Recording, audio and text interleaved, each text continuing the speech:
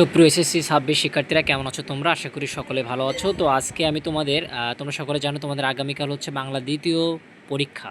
So আজকে তোমাদের জন্য সবথেকে 10টা শ্রেষ্ঠ প্রবন্ধ নিয়ে হাজির হলাম, যেগুলো পাশে বোর্ড সাল দেখলে বোঝা যাচ্ছে এগুলো কতটা ইম্পর্টেন্ট। দেখো, প্রথমে আমি শুরু করে দিই। অধ্যবসায় অধ্যবসায় হচ্ছে ঢাকা বোর্ড 2024 সালে আসে, 23 সালে আসছে, কুমিল্লা বোর্ডে আসে 22 সালে, চট্টগ্রাম 21 সালে, রাজশাহী বোর্ডে 19 সালে।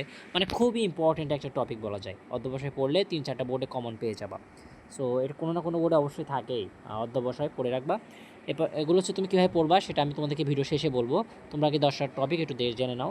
তো অধ্যবসায় তুমি পয়েন্ট লিখবা, সুন্দরভাবে 10টা পয়েন্ট ভালো করে পড়ে যাবা বই থেকে। প্রতিটা রচনার যে রচনায় বলি না কেন, যেমন স্বদেশ প্রেম আছে, তারপরে এটা খুবই ইম্পর্টেন্ট, বারবার আসে, বোর্ডগুলো লেখাই আছে, সময় নষ্ট করবো না। পরিবেশ দূষণ প্রতিকার আছে, এটা পড়ে রাখলে অনেক মাটি দূষণ, পানি দূষণ এগুলো সব পারবা। বায়ু দূষণ এগুলো পারবা। তোমার শ্রমের মর্যাদা, এটা তোমরা চাইলে পড়তে পারো বা এগুলো বানিয়েও লিখতে পারবা, বাট যেগুলো হাদিসগুলো আছে এগুলো একটু সুন্দরভাবে পড়ে নেবা। মানে যেগুলো উদ্ধৃতিমূলক, এখানে বিভিন্ন উক্তি থাকে, রচনাগুলোর কী পড়তে হয় তোমাদেরকে একটু আমি ভিডিও শেষে বলছি, একটু ওয়েট করো। 5 নম্বর আছে বিজ্ঞান ও আধুনিক জীবন। 6 নম্বরে আছে মাতৃভাষা দিবস।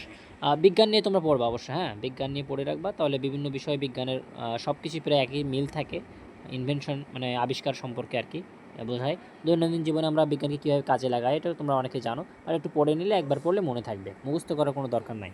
তো মাতৃভাষা দিবস বা আন্তর্জাতিক মাতৃভাষা দিবস এটা পড়ে গেলে মুক্তিযুদ্ধ চেতনা, বাংলাদেশের মুক্তিযুদ্ধ, এই টাইপগুলো আসলে লিখবা, বুঝছো? কিন্তু আন্তর্জাতিক মাতৃভাষা দিবস এগুলো লেখার দরকার নাই। এমন প্রশ্ন লিখবা না, কারণ যে প্রশ্নগুলো লিখবা ভাববা তুমি আসলে ওই বিষয় সম্পর্কে কতটুকু জানো। যদি বেশি বেশি জেনে থাকো, বানিয়ে লিখতে পারার মতো ক্ষমতা থাকে, কারণ সময় কিন্তু একটা নির্ধারণ করে দেওয়া হয়, তো সেভাবে তোমাকে লিখতে হবে। সো এমন কিছু লিখবা যা তুমি লিখতে পারবা, সারা জীবন ধরে শুনে আসছো, যেমন বাংলাদেশের মুক্তিযুদ্ধ, শ্রমের মর্যাদা এগুলো পারবা, স্বদেশ প্রেম পারবা, অধ্যবসায় পারবা একটু বুঝে নিলে, পরিবেশ দূষণ সম্পর্কে পারবা। বাট বিজ্ঞান কিন্তু তুমি আন্দাজে লিখতে পারবা না কোনোভাবে, যদি না পারো, ঠিক আছে? যদি ভালো স্টুডেন্ট হও অবশ্যই লিখবা, পড়ে যাবা, পড়ে গেলে সবাই পারবা।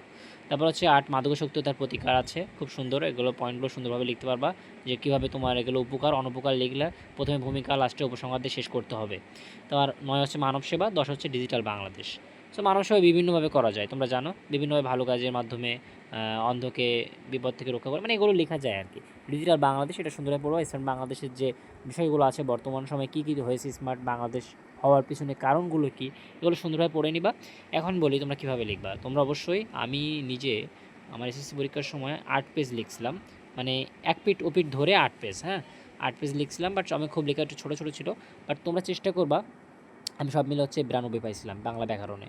সো তোমরা একটা কাজ করবা, সেটা হচ্ছে লিখিত ক্ষেত্রে তোমরা সুন্দরভাবে বাড়ির থেকে পরীক্ষার আগে ভেবে যাবা যে তুমি কোনগুলোর পিছনে কতটুকু সময় দিবা, প্রথমত।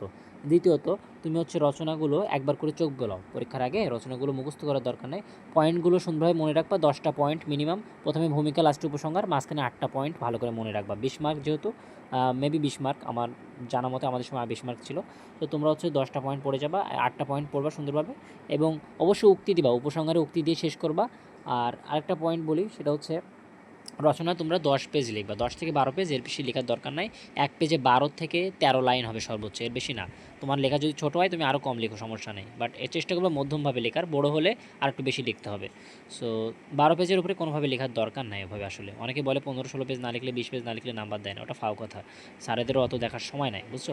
সুন্দরভাবে লিখবা, প্রথম দিকে আকর্ষণীয় রাখবা, সবগুলো লেখার ক্ষেত্রে কাটাকাটি করবে না, কাটাকাটি করলে মার্কস স্যার বুঝে ফেলে। প্রথম দিকে যদি কাটাকাটি করো, তোমার যদি হচ্ছে গ্রামাটিক্যাল টাইপগুলো ভালো হয়, তাহলে মনে করো প্রথম দিকের দাগ নাম্বারগুলো সুন্দরভাবে লিখবা, লিখলে দেখবা রাষ্ট্রীয় রচনায় এমনি নাম্বার দিয়ে দেয়, স্যার বুঝতে পারে যে স্টুডেন্ট হচ্ছে ভালো, এনে নাম্বার দিয়ে দেয়। তোমার লেখার ধরন দেখলে স্যার বুঝতে পারবে।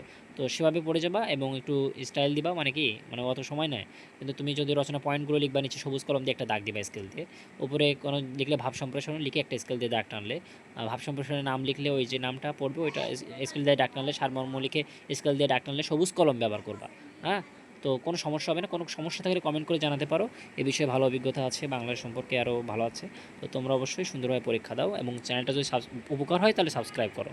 আর পরবর্তী বিভিন্ন সাজেশন এই চ্যানেলে পাবা, তোমরা জানাতে পারো কোন বিষয়ে জানতে চাও। সুন্দরভাবে পড়ে যাও। পয়েন্টগুলো হচ্ছে বললামই তো, এক পৃষ্ঠায় 12, মানে এক পৃষ্ঠায় 12 লাইনে বেশি লেখার দরকার নেই, আর এক লাইনে 5 থেকে 6টা শব্দ হবে, এর বেশি লেখার দরকার নেই। সো সবাই ভালোভাবে পরীক্ষা দাও। ধন্যবাদ। আসসালামু আলাইকুম।